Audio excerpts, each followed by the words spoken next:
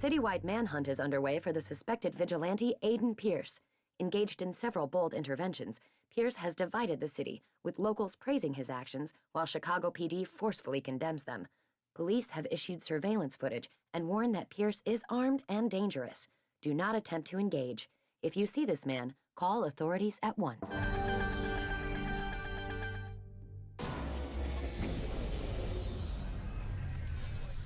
Ladies and gentlemen, to talk about Watch Dogs from Ubisoft, please welcome Creative Director Jonathan Morin.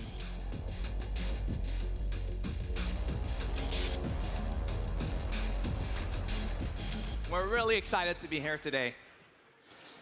Last year's E3, we had an all 10 minutes demo for you guys to discover Watch Dogs for the first time. This year, it has everything to do about new game dynamics. You know, there's countless ways to define next gen. For the Watch Dogs team, it has to be new gameplay.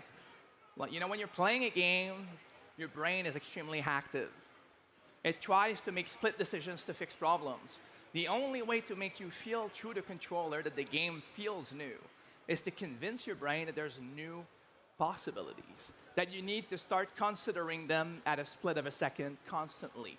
That's why you can hack everything in Watch Dogs. That's why you can do it easily on top of driving, on top of fighting with guns, on top of fleeing or doing parkour in the environment.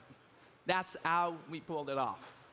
In today's demo, we're going to focus on Aiden Pierce, who needs to save a friend called T-Bone.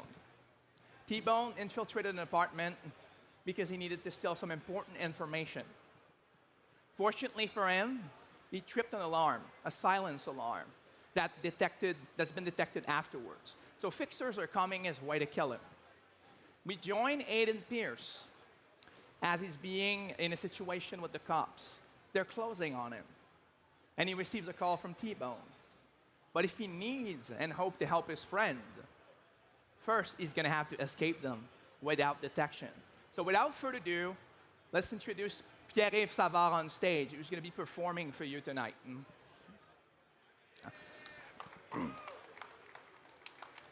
Now keep in mind, this is a very difficult job. Like, it's a non-scripted demo. Like, the entire game is open to your interpretation. We really want to make sure the player can approach things, all the different possibilities he wants. It needs to be instinctive with him. In the case of today's pat, a bit like in the Sony stage, we want to show you the most exotic, without moving, subtle ways of fixing problem in a new way, Watch Dogs style. Let's see how PY is going to approach the situation.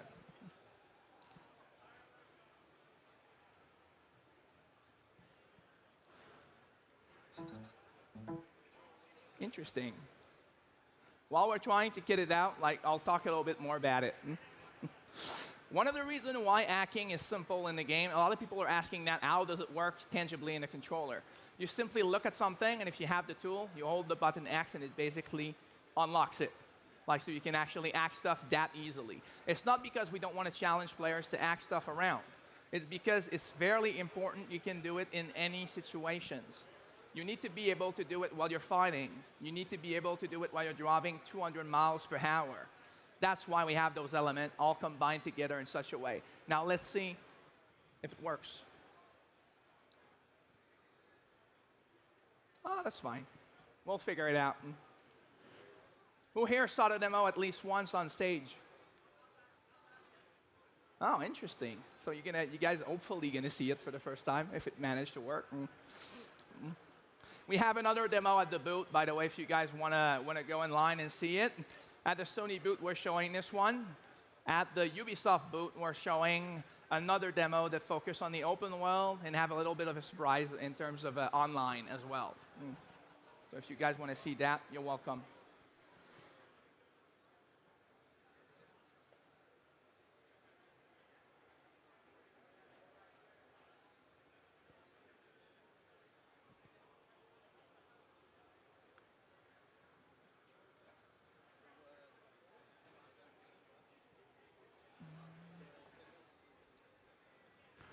Now let's talk a little bit more about Aiden Pierce. You guys are lucky. I'm going to throw you a bunch of information you're not supposed to have.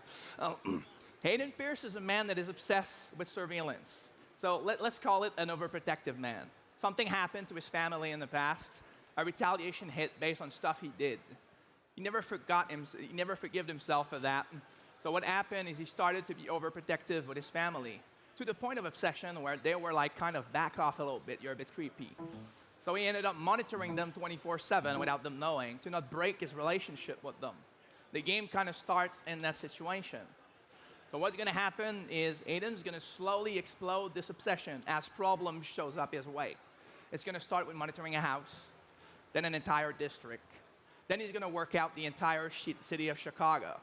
So as the player, you're following Aiden Pierce's journey, and at the same time, you're accessing the information of everybody around you. That means that you're going to be the one living this vigilante, like, justice thing. Like, you know, it's a tragedy to be a vigilante. You're starting to confuse your own drama, or Aiden Pierce's drama, with the drama of everybody else.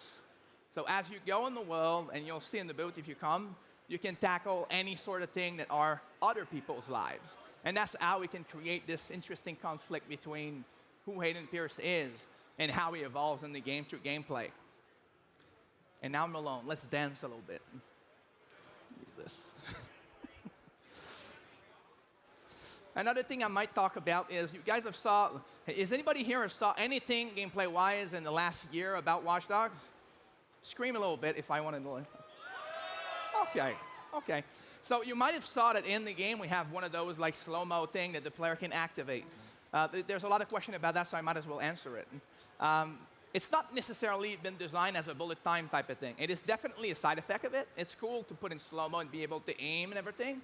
But it's a tool that we've put together to make sure that when you drive at 200 miles per hour, you can still feel like this smart guy who can make split-second plans to, you know, to save his ass. So if you have 6 cops on your ass and you're driving very fast, you can still press that button and make a plan of your own, like hack a traffic light, take down 2 guys, have another one with a bollard, and at the end you just jump a bridge that you open for yourself and close for them.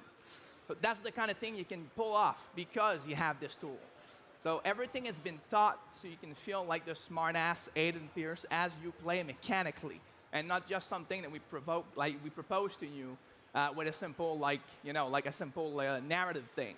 It needs to feel real. The same goes in the open world. If you wander around in the streets and start, you know, like intervening in certain people's lives, if they don't want you there, if they start like fleeing, like it's all systemic. It means the guy can flee and make decisions of his own. It's a bit like, if I would put it together, it's like when you're playing chess, right? The game of chess, if you don't understand it, kind of suck ass, right? Like you're sitting down there, you don't understand what's going on. You're trying to make things positive. You're trying to win the game and you don't know the opportunities. If someone teaches it to you and you understand more the possibilities, then you analyze a lot more of the possibilities as you play and it becomes richer. That's kind of the same thing when you play Watch Dogs. When you start running after someone and you realize he can decide to take a car and leave and call his friend at the same time and it turns to an entire nightmare, you start considering that as a possibility when you follow him. You think differently. You envision the different possibilities differently, and that's how you can get to the point where the game feels different for people. Let's see what can I say other than that. In terms of progression, if people are wondering how you get your abilities, it starts in the world. Like if we're selling the fantasy of monitoring an entire city and hacking everyone, you need to work to get there, and it needs to make sense too. So you're gonna need to go into specific places to hack and install backdoor in there, unlock connectivity on all the districts of Chicago and making it happen. There we go. Squad, we're searching for the suspect now. So I guess PY is backstage. Hi. Anyone seen him? T-Bone.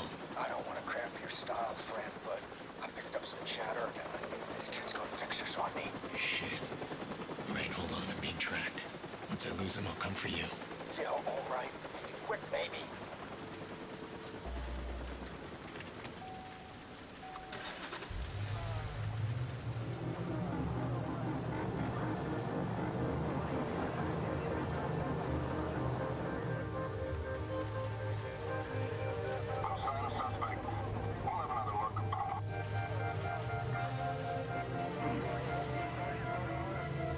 Squad, we need a total lockdown.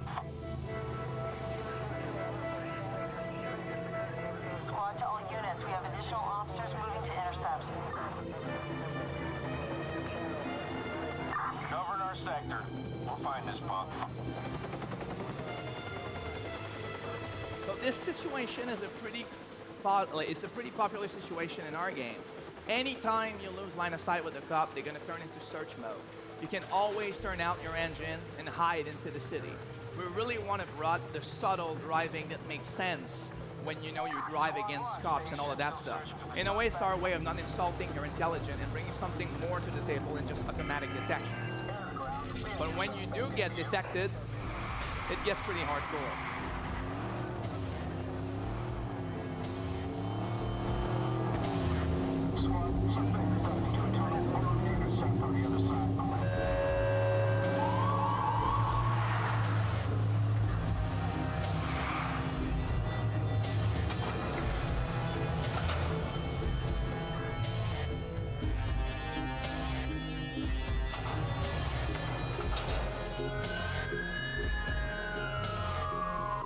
So in a completely dynamic way, we're making sure that you can always break line of sight against the cop.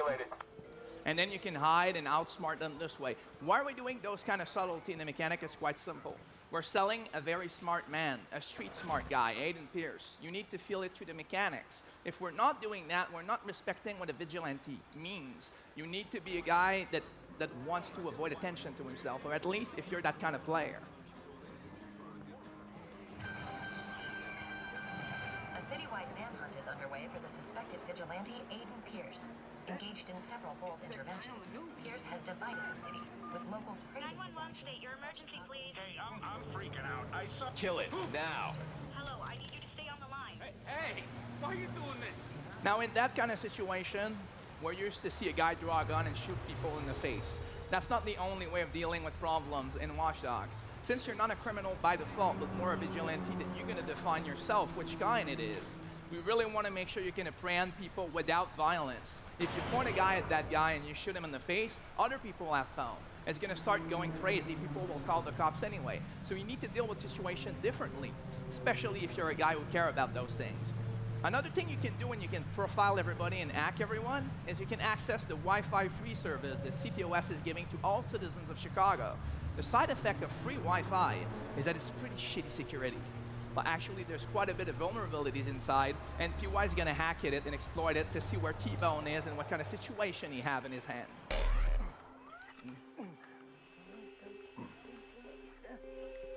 T-Bone. Get this, brother. That prototype shit I ain't never seen. I'm in love. T-Bone, wrap it up. They sound cranky. Forget the toys. We gotta get you out. Oh, shit. Sorry, princess.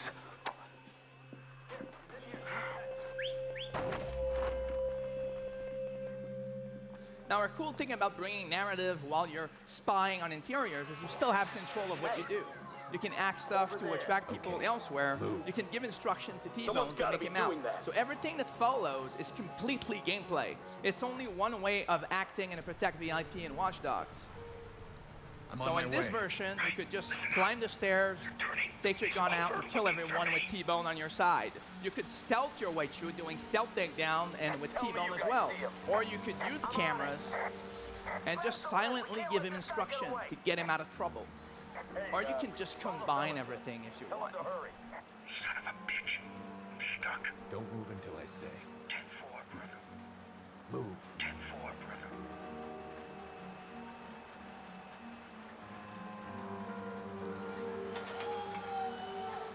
Move it. You got it. You find what we need in there? Yeah. Default didn't expect us to find this romper room. I got what I needed to track him. Don't you worry. We're getting closer to your sister. Now, go.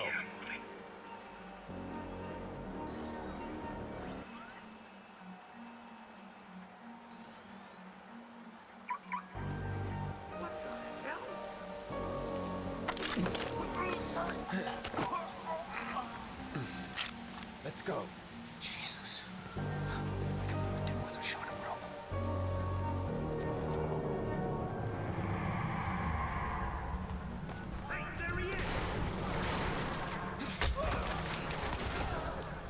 That one's gotta All hurt. right, you're good. Go. I owe you, Aiden. All units, this is Squad. We have a possible sighting on Aiden Pierce.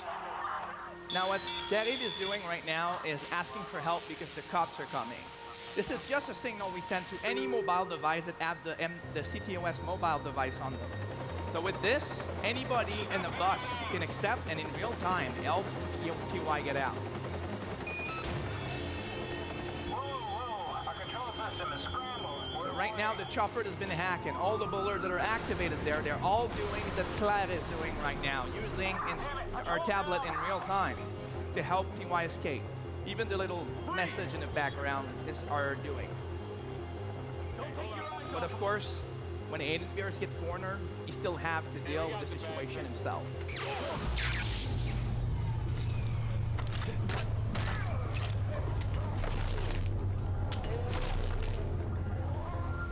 We simulate the entire electricity of the entire city. That way, you can act it, and you can create systemic blackout in the entire city to escape and do a whole bunch of other stuff. Squad to all units, we have additional officers moving to intercept. Positive confirmation on the suspect as Aiden Pierce.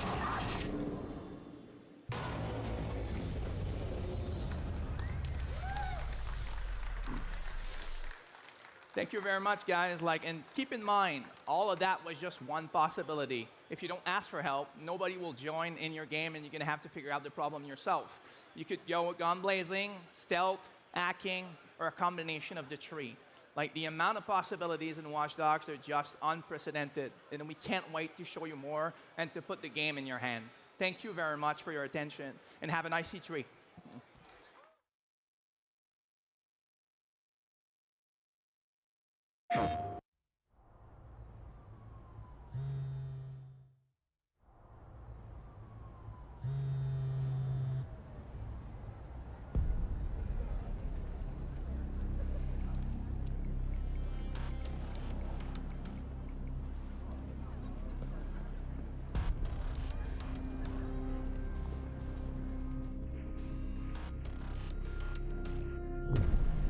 Give me 4 seconds and a clear signal. I'll get in, and you'll never know.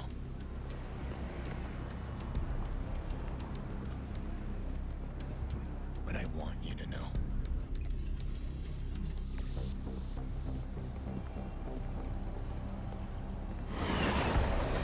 You're not anonymous. I've seen your kind before.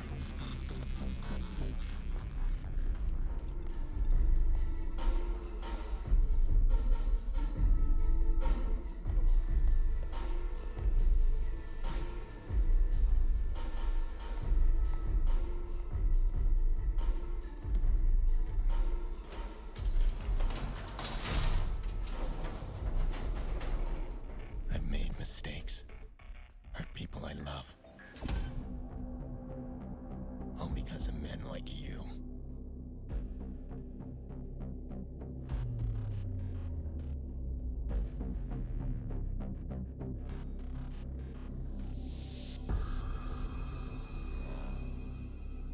You think you're untouchable?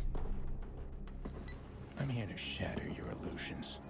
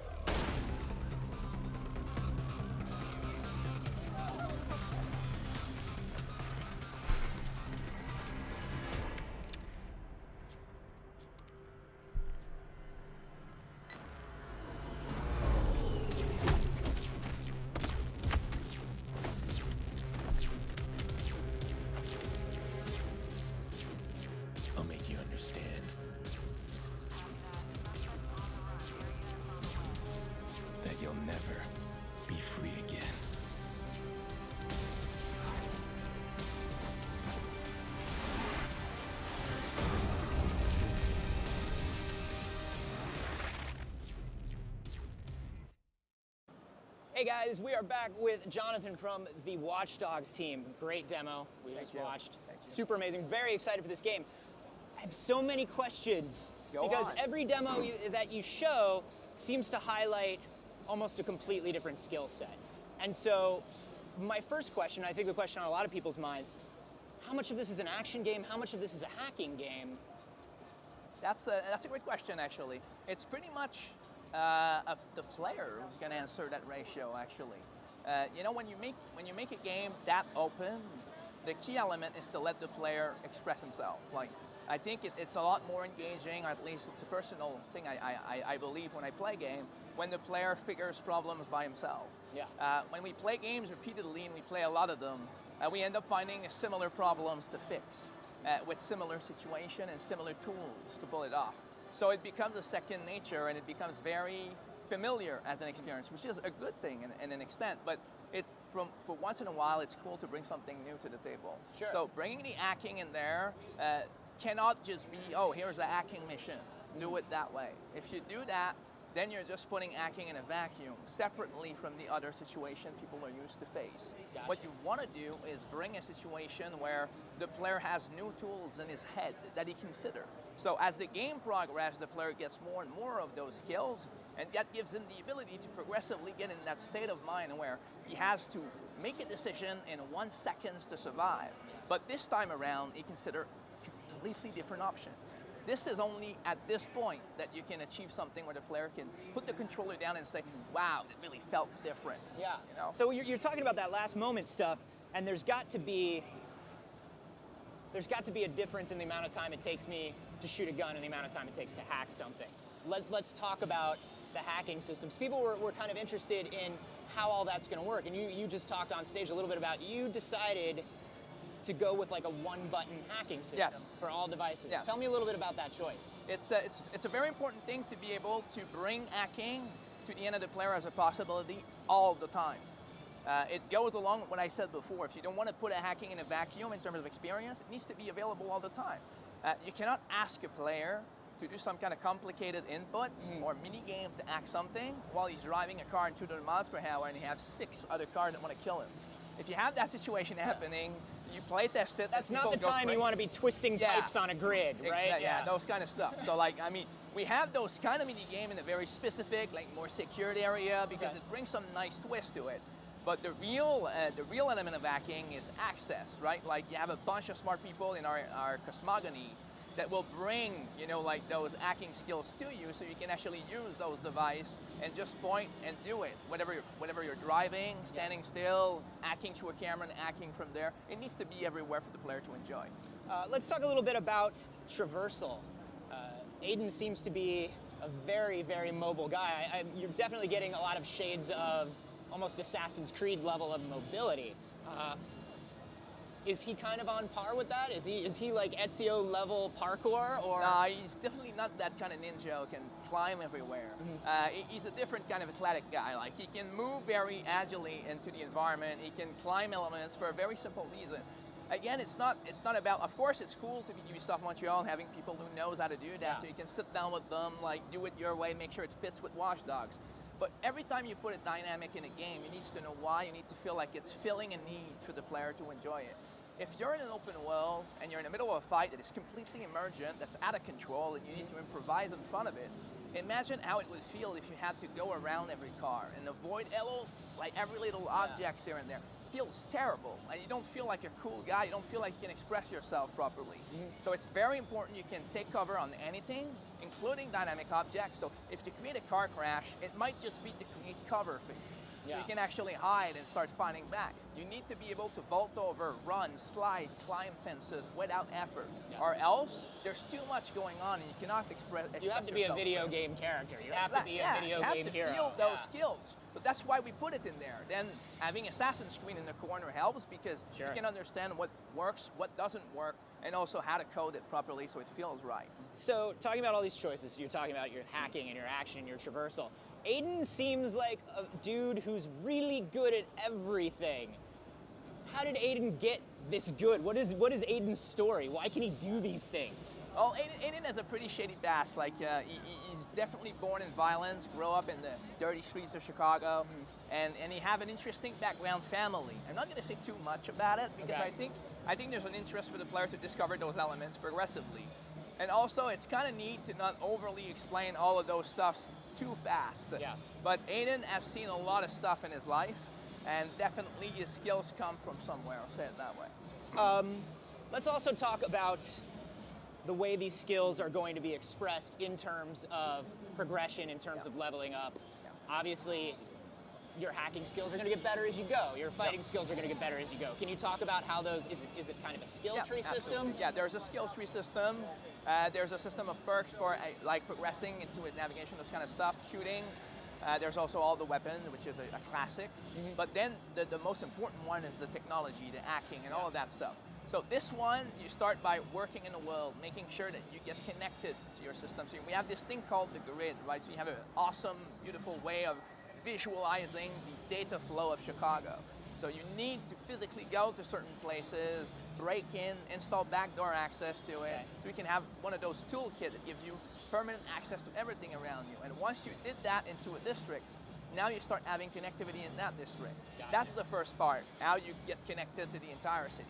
The second part is the pure tech skill tree, where when you progress in the game, you side activities, main mission, you get tech points, and you can actually exchange that with a group called DeathSec that we're not going to talk about too much today. That is our group of hackers. Sorry about that. Those guys are pretty smart, and you end up like exchanging for those kinds of tools. So you can choose which one you want in each order. So this little RPG element, which is very important for the kind of game we're making to have, is indeed in there, so you can progressively understand how those things work, choose the one you like, and then start expressing yourself with that. Yeah, so at PAX last year, we saw, and also today, we've seen more and more of your companion app integration. We've seen people can go into your game and help you. You can go into your game, you can go into somebody else's game and mess with them. How much, you obviously want to keep a balance. You obviously want somebody to have their own Watch Dogs experience. Absolutely, yeah. How much does the companion app figure in? How much does your game affect, how much is somebody else allowed to affect your game? It's pretty simple, actually. Like, it's a completely player-centric element. Like, first of all, when you ask for help, you ask for help, right? Like, if you don't want to ask for help, you don't press the button, never gonna happen. So, like, it's up to the player to decide whether he wants something to help, someone to help him or not. That's one part. When someone challenges you through a mobile device, it's the same principle. The mobile device guy challenges you. You receive one opportunity of activity. So it blends in with the rest of the free roaming activity in the game. So it's not like popping all the time. It's just like, feels like the rest of the stuff. If you accept it, then he gets there, he's the one controlling the chopper, he's the one spawning the cops, and good luck, right? You're trying to win against them. And if you win, then it fades back out, and you're back into your experience. So, you know, going to do a side mission or going to deal with a guy like that is pretty much at the same level in our game, so it remains something the player control. It's the same thing we do with, you know, this ability to have two console player merge together and hack each other. So this invasion is completely player-centric. Very cool. With regards to the traffic intersection demo last year, helping T-Bone out of the apartment this year, we saw the traffic intersection twice. We saw an action way, we saw a hacking way. Today, we only saw T-Bone get out through the hacking of cameras and helping.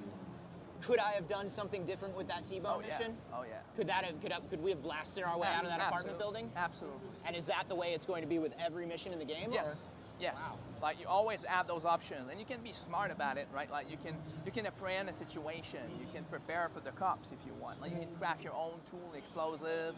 You can prepare the cameras, spot the cameras where they're pointing. So with the camera, what's cool is you can be at one place and then at several places at once. So you could imagine, for example, like hearing the cops, creating accidents all around the area, get the fuck out with T-Bone, and just leave. Like, all of those stuffs are possible. And I think the fun is there for the player to start feeling smart themselves. As somebody, you know, when you're designing a game like this, though, don't you want people to lean towards the hacking? Isn't the hacking the kind of the interesting new thing in the game? Yes, but you know, there's no point in. I call that pressing the lemon. You know, like when you start pressing too hard on an idea to force the player to go there, it doesn't really work. I think the real way of doing it is you render hacking extremely useful in the challenge you're going to present to the player.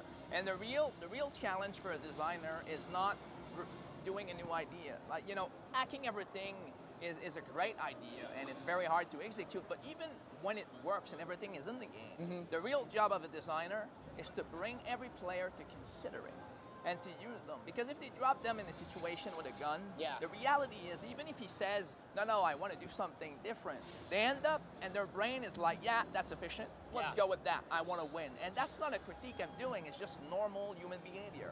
So what we have to do is teach this new language to the player, right? It's like, I like to see a game like an instrument. Like, it's almost like we're not a rock star on the stage showing something to the player.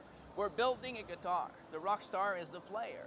So our job is to teach music to that guy. Like, he needs to know that he can do those kinds of things and those kinds of notes. If he doesn't know about them, it's gonna take him a very long time to discover them. So it's our responsibility to make it useful for them so they can actually use it. You want to get them to the point. You want to teach them so the next time they get in that situation, that reflex action isn't necessarily the gun they've always done. Exactly, and there's a way to do that by presenting a problem instead of having like pop-up text on screen and stuff like that all the time. I think the best way to do it is to bring the player to experiment with the situation. It doesn't mean sometimes he's not going to arrive like in front of a door with a window. Oh shit, I cannot get past the door. Oh, there's a camera through the window. And now you're like, okay, he figured it out. It was a kind of a forced hidden thing.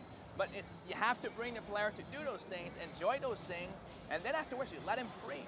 If you refuse to use it, don't force the thing out too much. Like, you respect the player. Let him play the game he wants to play. Very cool. So I heard that there is potentially some cool stuff if you grab Watch Dogs on a PlayStation console. Yeah, there are extra stuff, like extra skins and also 1 hour of content and side missions in there. Yeah. That's awesome, man. Yeah. Very cool. Well, Jonathan, thank you so much for coming by. Thank you very much. The game looks amazing. Like I said, one of my favorites of the show, for sure. It. As we showed you earlier, the GT6 Academy competition is happening here at E3, and tomorrow they are going to crown a winner right here in the PlayStation exhibit booth. Here's a look at yesterday's Day 1 competition highlights.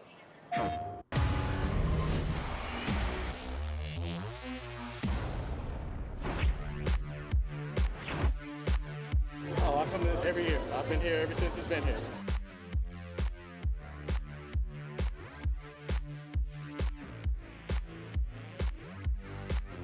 So you can see how you're ranking.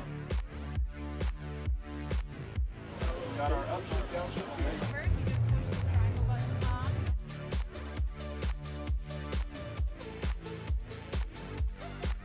Oh, here we go.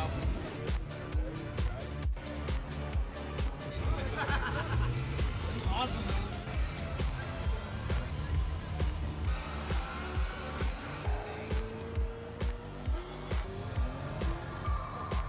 All right. So I think I've embarrassed myself enough. I went off the road like 5 times. I usually don't race in heels. I'm gonna get the game and get the steering wheel. Come back next year. Hug it, baby. Hug that road. Trying to get into those curves, in and out of those curves, is kind of hard. It's hard. But it was a lot of fun.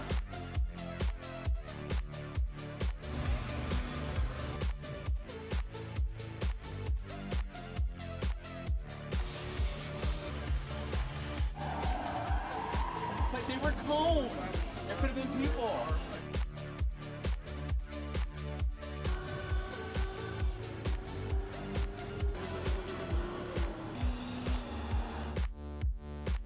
This is real in comparison to what GT5 is. Just gonna get back in line and kind of work my time down. I love GT. I think it's an awesome series. I need a little bit smoother. Need to attack the corners a little bit harder. I think I'll definitely be at the top.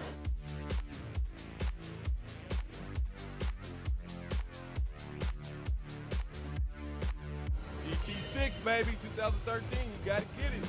I'll be back tomorrow morning.